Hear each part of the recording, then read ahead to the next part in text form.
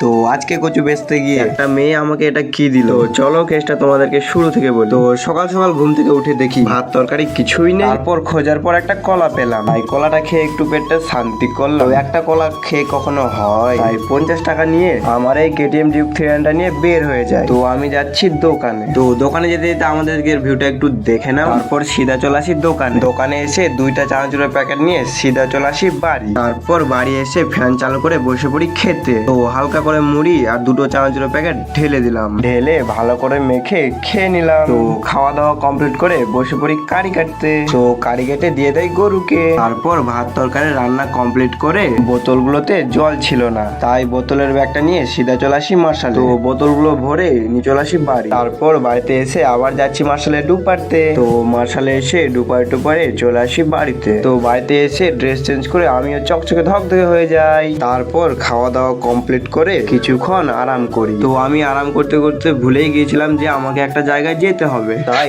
ফাটাফাট ready হয়ে যায় সেই জায়গায় যাওয়ার উদ্দেশ্যে। তো আমার কেটিএমটা নিয়ে বের হয়ে পড়ি সেই জায়গায় যাওয়ার উদ্দেশ্যে। তারপর সিধা চলে আসি এরকম একটা জায়গায়। তো আমি এসেছি হাটে, কারণ কি এটাই আমার ডিউটি। তো আমাকে রেগুলার আসতে হয়, কিচ্ছু করার নেই বন্ধুরা। তারপর জায়গা মতো বসে পড়ি কচু নিয়ে কচু বেচতে। তো এই হাটটার নাম হলো জয়দেবপুর। হাটটা ছোট হলেও কিন্তু ভালো লাগে। তো এই হাটটা সপ্তাহে 2 দিন হয়, মঙ্গলবার আর শনিবার। তো আজকে অনেক মেঘ করছে, জল আসবে বোধহয়। তারপর বলতে না বলতেই শুরু হয়ে যায় বৃষ্টি। তো বৃষ্টি সেরে লোকের উত্তেজিত আবার শুরু, তাই আমিও বসে পড়ি। তো বসে থাকতে থাকতে সন্ধ্যা হয়ে যায়, কিন্তু আমার কচু শেষ হয় না। তারপর গুছিয়ে সাইকেলে করে এইভাবে নিয়ে চলে আসি বাড়ি। তো বাড়ি এসে সাবান নিয়ে সিধা চলে আসি মার্শালে। তো মার্শালে এসে সবকিছু ধুয়ে ফেলি, না মানে মুখ হাত পা বাট ধুয়ে সিধা চলে আসি বাড়ি। তো বাড়ি এসে বেশি করে মান্ডা খেয়ে এটা আমি কি দেখলাম, তো কার যে ভালোবাসার স্মৃতি চলে আসছে। তো যার টাকা তাকে বলছি, ভয়ের কোনো কারণ নেই। কারণ কি, তুমি যদি এই ভিডিওটা দেখে থাকো তাহলে অবশ্যই কমেন্ট, আমি তোমার টাকাটা প্রচুর পরিমাণে যত্নে রাখবো। বাই।